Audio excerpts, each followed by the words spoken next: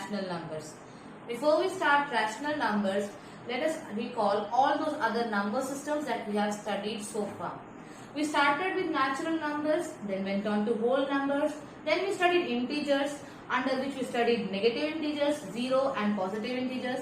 Then we studied fractions, under which we studied proper fractions, improper fractions and mixed fractions. Now in grade 8 you are going to study rational numbers and understand basically what is irrational numbers. All of these different number systems come under real numbers. Now a number line showing natural number. It would start with 1 and go on to infinity, as shown in this figure here. It starts with 1 and doesn't end anywhere. That is why we are going to show it with these dots. Next is a number line that shows us whole numbers. It starts with 0 and goes on to infinity. Now this 0 was actually invented by Indians, Mayans and Babylonians at around the same point of time independently. Therefore we got the concept of nothingness as 0. Next we have integers. Now integers is a collection of negative numbers, 0 and positive numbers. Now here is a number line that would show us integers.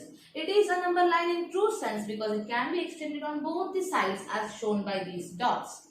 We can have infinite number of numbers on either side of it and the middle one would be 0. That's our integers. Next we have a number line showing fractions. Now fractions, as I told earlier, were divided into proper fractions, improper fractions and mixed fractions. Proper fractions wherein the magnitude of the numerator is always lesser than the denominator. Then improper fractions is quite opposite of proper fractions. Its numerator has greater magnitude than the denominator. Therefore, when we divide the numerator by the denominator, we get an integer and a fraction as shown here. Therefore, improper fractions are generally converted into mixed fraction wherein you have an integer and a fraction. Therefore, it is called as mixed fraction. Now we come to rational numbers. Now the definition of rational number tells us it is a number in P upon Q form wherein Q is not equal to 0. Not equal to 0 means P is the numerator, Q which is the denominator has a particular bound. So this Q here should never be 0. Otherwise it would be there will be no difference between fractions and rational numbers. The basic difference between fractions and rational numbers is it is a fraction of course, but its denominator has to be a non-zero number. Otherwise the fraction would be fraction. Or like next slide shows us, it would be irrational. Now irrational number is a number which cannot be represented in P upon Q form. And maybe it can have Q as 0. Either of these two conditions, if they are fulfilled, then it's an irrational number. Now we are going to compare and contrast the properties, under which the first property that we are going to study is closure property. Let's see what happens when we perform mathematical operations on different number systems. What is the answer that we get? What is the answer that we arrive on is what tells us the closure property. Now first, natural numbers. Natural numbers, when you add two natural numbers, you always get a natural number. But when you subtract a natural number from a natural number, you may not always get a natural number. This is minus 1, which means it is a negative number. Hence, it's not a natural number. Therefore, closure property is not applicable for natural numbers under subtraction. Multiplication, when you multiply two natural numbers, you always get the natural number. Therefore, it is applied for natural numbers under multiplication. Division, not possible because you are going to get a fraction here. Similarly, for a whole number, when you add two whole numbers, you get a whole number. When you subtract a whole number from a whole number, you may not always get a whole number. Therefore, it is not applicable for whole numbers under subtraction. Multiplication, applicable. Division, not applicable because you get a fraction. Because not all whole numbers divide the whole numbers. Integers, when you add two integers, you get an integer. When you subtract an integer from an integer, you get an integer. When you multiply two integers, you get an integer. But when you divide an integer by an integer, you get a fraction here. Therefore, it's not an integer. Therefore, integers are not closed under division. Now for rational numbers. When two or more rational numbers are added, then we get a rational number. For example, 1 upon 5 plus 1 upon 5 gives us 2 upon 5. So, you can say that rational numbers are closed under addition. For subtraction, when two or more rational numbers are subtracted, then we get a rational number.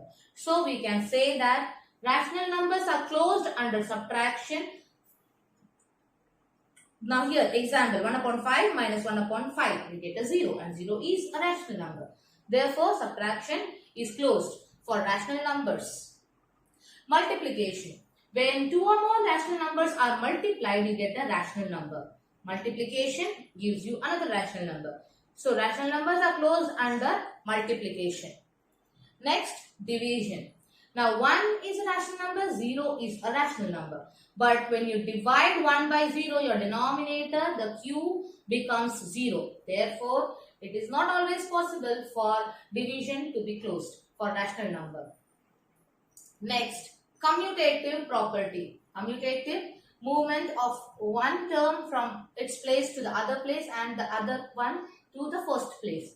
Here, if a, b are rational numbers, then commutative law under addition, a plus b equals to b plus a. Commutative law under multiplication, a multiplied by b equals to b multiplied by a. These are the two laws that we are going to see.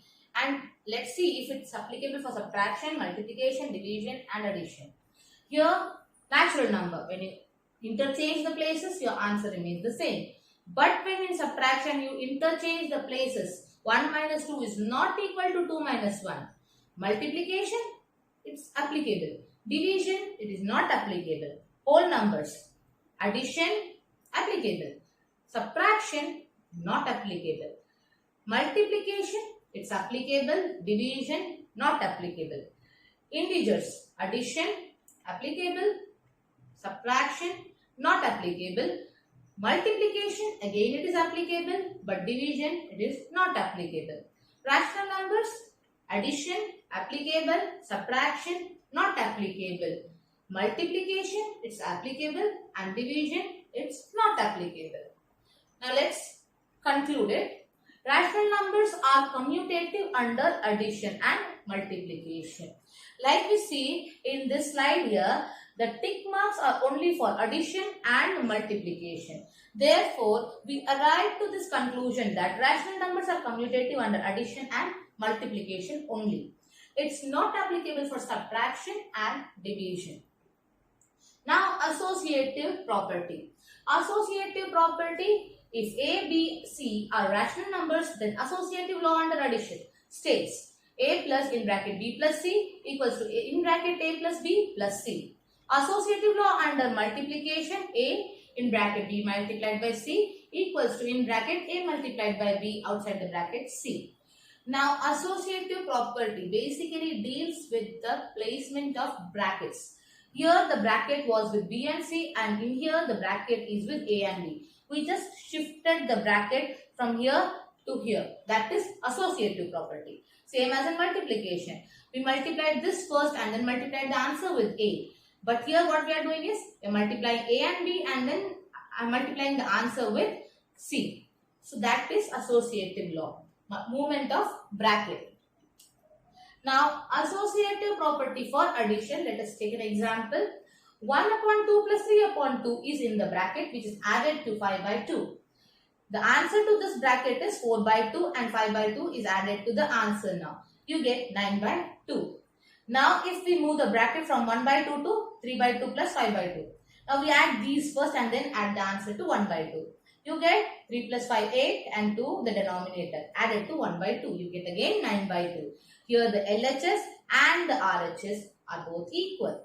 So both are equal. So that's why we can say that associative property is applicable for rational numbers under addition. Now associative property for multiplication. 1 by 2 multiplied by 3 by 2 multiplied by 5 by 2. So first the product of these two, you get 3 by 4, which is multiplied to 5 by 2. So 3 5s are 15, 4 2s are 8, you get 15 by 8 as your final answer.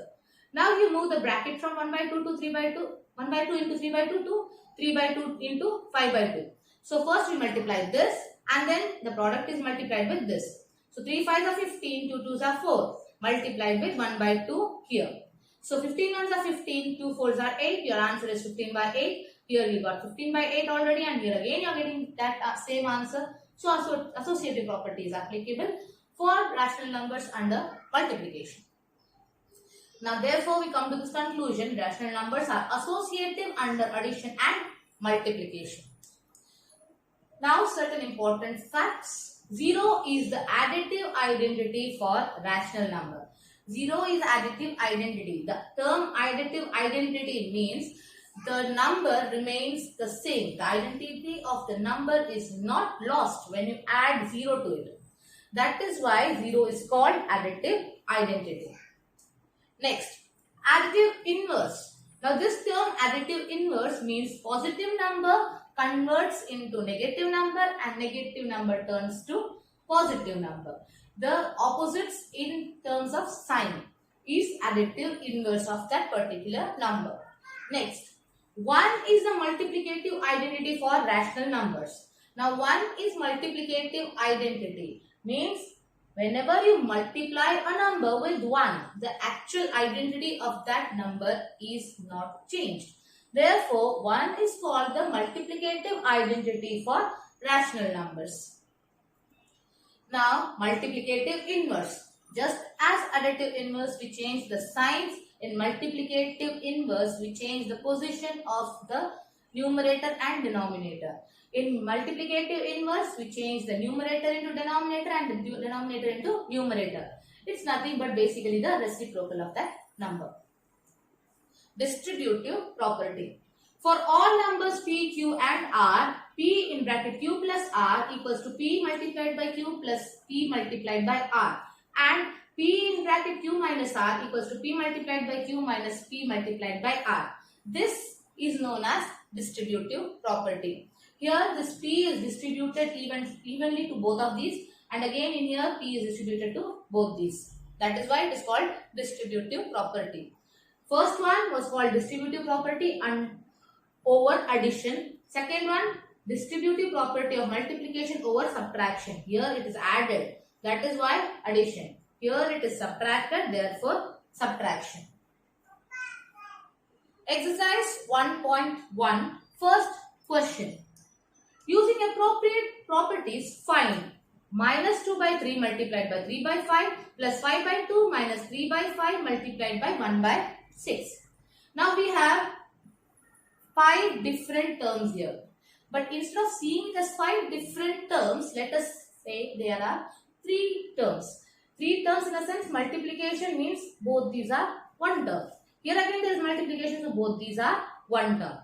Now see this first one and this last one. These 2 terms have 3 by 5. So we take them one next to the another. Minus 2 by 3 multiplied by 3 by 5 minus 3 by 5 multiplied by 1 by 6. Both of these have 3 by 5, so take 3 by 5 as common. So what's left? Negative 2 by 3 and negative 1 by 6 to be subtracted. We do the bracket first and then whatever the answer comes, we are going to add it to 5 by 2. So 3 by 5 multiplied by minus 2 by 3 minus 1 by 6. Here the denominators are different and 3 and 6 have an LCM. 6. So 3 multiplied by 2 you get 6, minus 2 multiplied by 2 you get minus 4. So now minus 4 and minus 1 are to be added because both are negatives. So minus 4 minus 1 by 6 which has to be multiplied by 3 by 5 plus 5 by 2. Now here 3 by 5 multiplied by negative 5 by 6 plus 5 by 2. Multiplication is always done first. So 5 cancels minus 5 you get minus 1, 3 cancels 6 you get 2. So here answer to this one is minus 1 by 2 which has to be added to 5 by 2. Now both the denominators are same, so directly the numerators are to be added. So minus 1 added to 5 you get positive 4. Positive 4 because 5 is the bigger number and it carries plus sign. So your answer is positive. And because both of them have different signs, you subtract. So 4 by 2. Now 4 by 2 can be cancelled. 2 cancels 4, you get the answer as 2. So that is your final answer. Now the second question.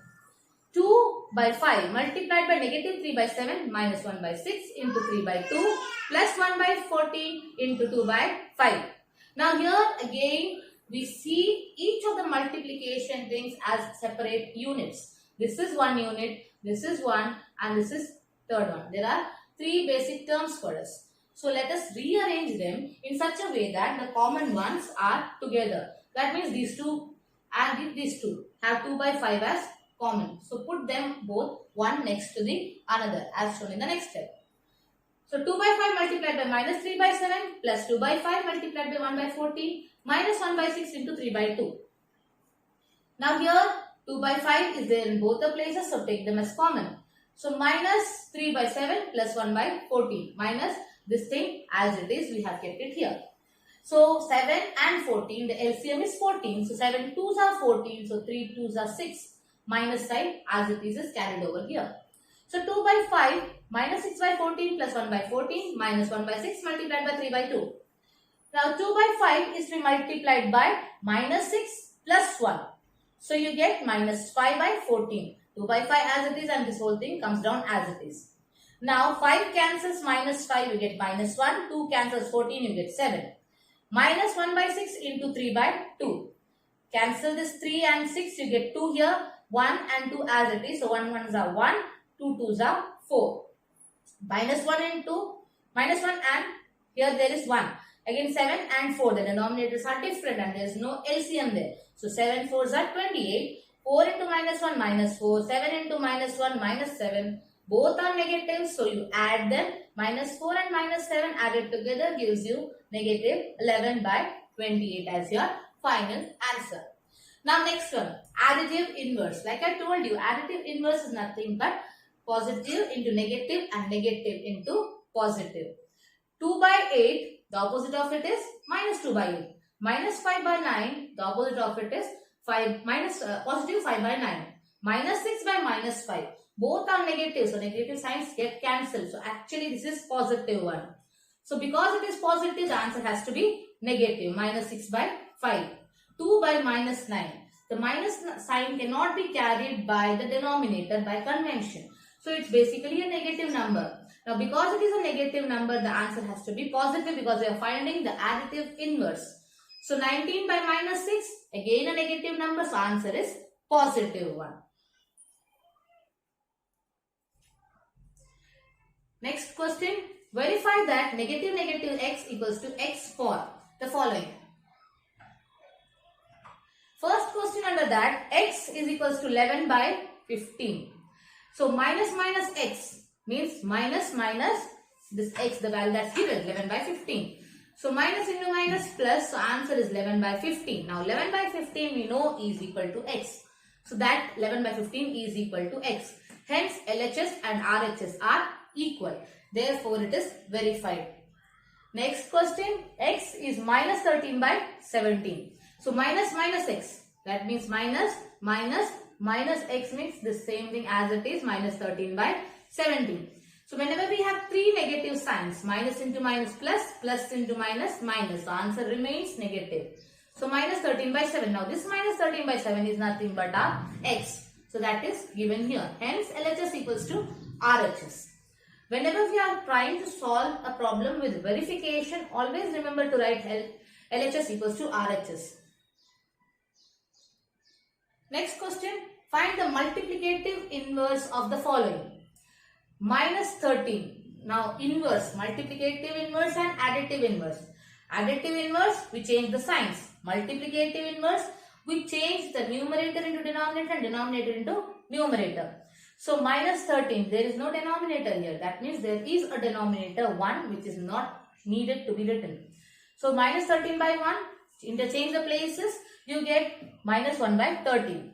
Minus 13 by 9, interchange the places, you get minus 19 by 13. 1 by 5, interchange the place of numerator and denominator, you get 5 by 1 and the denominator 1 is not needed to be written. Minus 5 by 8 multiplied by minus 3 by 7. First multiply them. Minus 3 and minus 5. Multiplication gives you positive 15. 8 sevens are 56. And then invert their places. You get 56 by 15 as your final answer. Minus 1 into minus 2 by 5. Minus 1 into minus 2, you get positive 2. So your answer becomes positive 2 by 5. The reciprocal of it, 5 by 2. Minus 1. Minus 1 has got a denominator 1. Interchange the place. You still get minus 1. And therefore, the multiplicative inverse of minus 1 and also 1 will remain the same.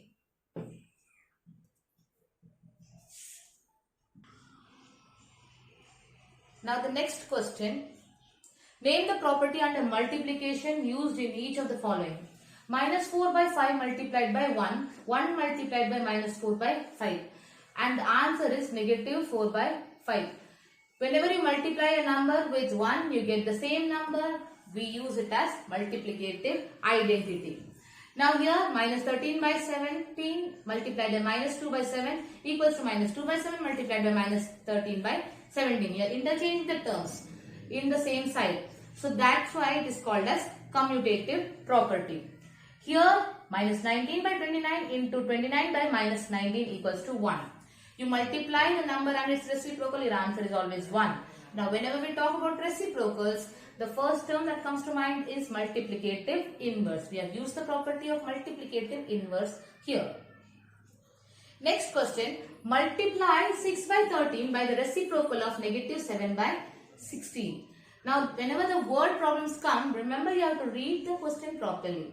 First they are saying multiply, then they are saying reciprocal of. Reciprocal means you have to invert this.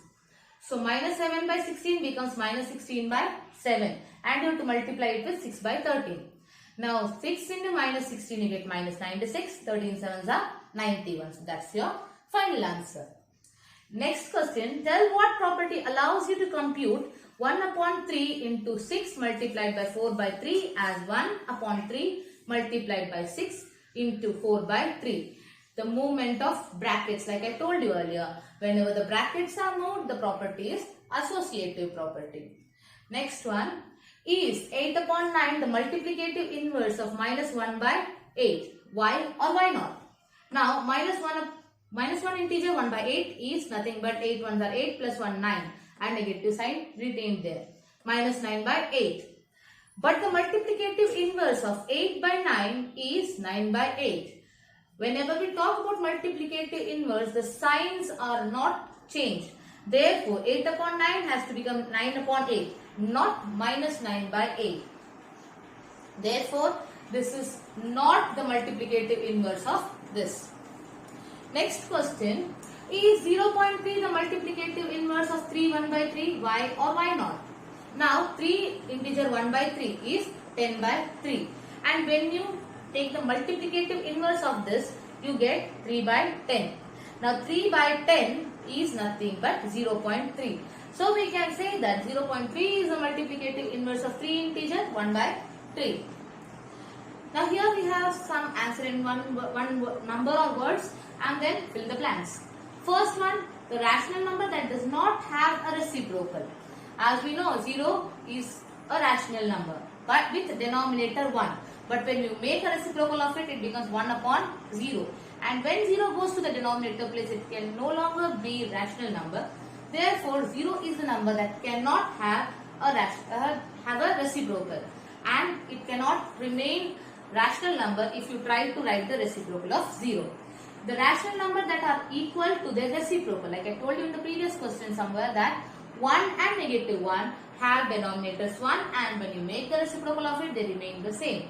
Rational number that is equal to its negative, 0 can neither be negative or positive basically. But if you put a sign, then to it is equal to its positive.